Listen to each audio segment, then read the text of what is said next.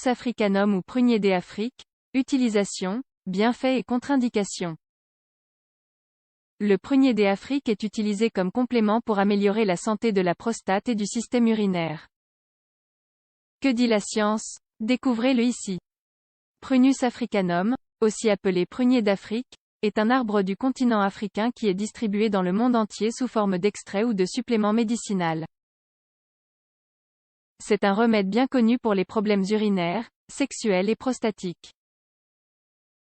Selon une recherche publiée sur Phytochemistry, les extraits d'écorce de cet arbre concentrent des composés bioactifs, tels que l'acide laurique, l'acide myristique, le N-docosanols, l'acide férulique et le bêta-cytostérol, entre autres. La présence de ceux-ci explique une grande partie de leurs propriétés.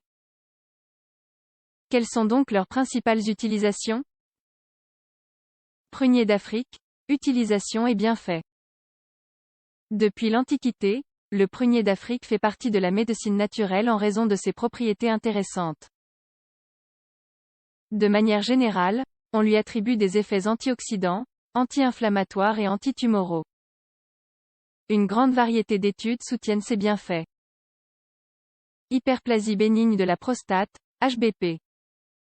L'une des utilisations les plus connues du prunier d'Afrique est liée à la santé de la prostate. Pour être plus précis, il est utilisé comme adjuvant dans la lutte contre l'hyperplasie bénigne de la prostate ou une hypertrophie de la prostate. Cette pathologie peut entraîner des modifications des habitudes de miction, ce qui est très inconfortable pour les hommes. À cet égard, une recherche publiée sur The American Journal of Medicine a déterminé que le prunier d'Afrique est un remède modestement efficace pour calmer les symptômes de l'HBP. En particulier, il a permis de réduire les inconforts suivants. Besoin constant d'uriner, miction nocturne, nicturie, fuite urinaire, incontinence, inflammation. Ces propriétés ont été étayées par des recherches plus récentes, révélées par Asian Journal of Andrology, qui ont déterminé que les extraits de cet arbre aident à ralentir la croissance des cellules de la prostate et à inhiber l'inflammation. Maladie rénale. En raison de sa capacité à réduire les symptômes urinaires dérivés d'une hypertrophie de la prostate, le prunier d'Afrique est également utilisé comme remède complémentaire pour les maladies rénales. Bien qu'il n'y ait aucune preuve qu'il puisse traiter ces conditions, on pense qu'il pourrait être utile. Une recherche partagée sur Journal of Nepropharmacology montre que l'extrait de cette plante est un bon supplément pour améliorer la santé des reins. Sa consommation est associée à une diminution de la douleur, de l'inflammation et des mictions fréquentes. Dans tous les cas, d'autres études sont nécessaires pour corroborer son efficacité dans ces cas. Prostatite. Les propriétés anti-inflammatoires du prunier d'Afrique ont été exploitées dans le traitement de la prostatite. Bien qu'il ne s'agisse pas d'une approche de première intention, son administration est associée à la réduction de l'inflammation et de la douleur. Dans une étude partagée par Urology Journal, diverses plantes ont été examinées dans le cadre du traitement de la prostatie. Parmi celles-ci, le prunier d'Afrique s'est avéré utile, et ce, même par rapport aux antibiotiques. Cancer de la prostate. Les extraits du prunier d'Afrique ont été étudiés pour leur potentiel antitumoral. Cependant, à ce jour, les enquêtes sont en cours et il n'y a pas de résultats concluants. Ainsi, il convient de préciser que ce remède à base de plantes n'est pas un traitement anticancéreux de première intention.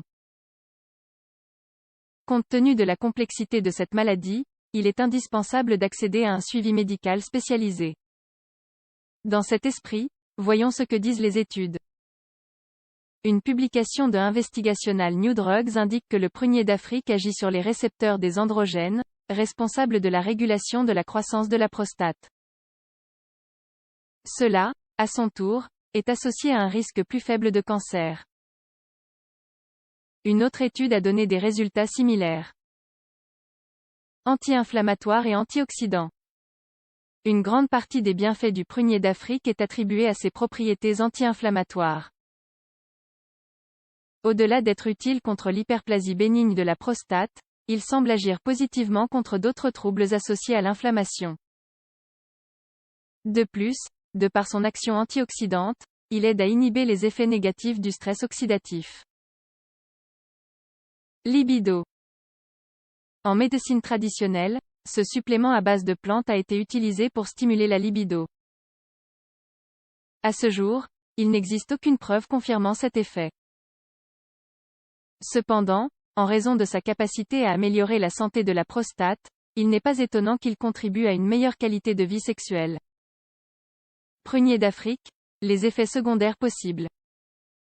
La consommation orale du prunier d'Afrique est considérée comme sûre pour la plupart des adultes en bonne santé, lorsqu'elle est modérée et occasionnelle. Toutefois, chez certaines personnes, les effets secondaires suivants peuvent apparaître. Diarrhée, inconfort digestif, constipation.